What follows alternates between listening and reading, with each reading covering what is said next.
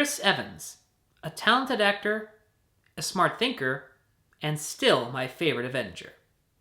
Back in the early days of his career, I thought of him in the same way I used to think of Channing Tatum. I thought he was a good-looking guy who had a pretty decent amount of talent for the kind of movies he was doing, but I didn't think he had anything beyond that. That is, until I saw him playing a certain role in a certain movie that made me realize just how talented he actually is. For Channing Tatum, it was Magic Mike. Don't look at me like that. And for Chris Evans, it was Captain America. Not because it was a fun superhero movie, but because Chris Evans nailed the character. It showed to me that Chris Evans not only had genuine acting talent, but that he took his passion very seriously. His genuine commitment to his craft was even more cemented when I saw him occasionally doing smaller movies outside of the Avengers movies. And good ones at that, I might add. Looking into Chris Evans as a person makes me love the guy even more. He's interested in Buddhism, he's a proud supporter of gay rights, and he's very interested in directing. So naturally, when I see the trailer for his directorial debut, I'm pretty excited for it. And then slightly disappointed. First, let me be clear. This is not an awful movie. It's a pretty nice movie that sadly suffers from being too long. In his directorial debut, Chris Evans plays a musician stuck in Grand Central Station when he comes across a woman played by Alice Eve who has lost her purse. Out of pure generosity that his character has, he decides to help her find her purse. And throughout the night, they find ways to survive in New York without credit cards, cash, or a cell phone. All the while building up a relationship that may or may not turn romantic.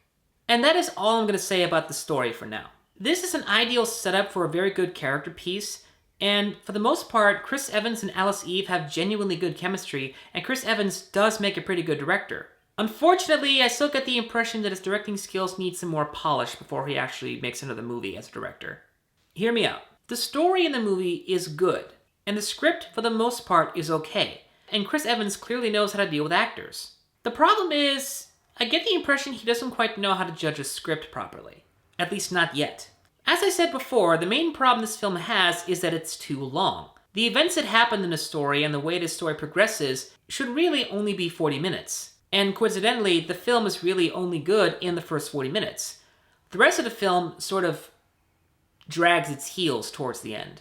After the first 40 minutes of the film, it's loaded with padding and uninspiring dialogue, and it goes in a certain direction that just takes way too long to get. On top of that, they actually sort of resolve the lost purse storyline about halfway through the movie, so the main plot point is sort of forgotten. Another thing about this film that I'm very 50-50 about is the cinematography. In case you haven't noticed, cinematography is high on my list of things about movies that I genuinely pay attention to. As an aspiring cinematographer myself, I have my own personal preferences in terms of style, lighting, camera movements, and so on. My general preferred style is available light, as in shooting a scene with only the light that is available to you or that's around the area. This is actually one of the reasons that a lot of indie filmmakers love to shoot in cities, because there is so much light in the night. Plus, resorting to mostly available light can help you save money on both lighting equipment and, well, in general. The available light aesthetic of the film is genuinely nice to look at least it is to me. The problem, though, is that it's also telephoto and very shaky.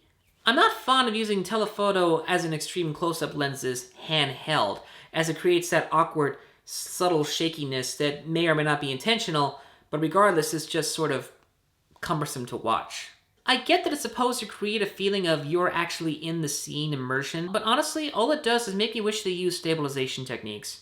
I think this film would have been a lot better as a short film, or at the very least have gone through more drafts before actually trying to put it into production. In the end, this is a nice, decent, pretty-looking, roughly well-directed film that at least shows some potential promise for Chris Evans as a director. This film is currently on demand, but it's supposed to come out in theaters later on this month, to my understanding. So my honest recommendation would be to just rent it on demand and watch it there rather than go see it in theaters. Now, on the other hand, we do want to support Chris Evans as a director, so it might be worth going to see in theaters just to give him the box office cash. Ladies and gentlemen, my name is Norman. Thank you for watching.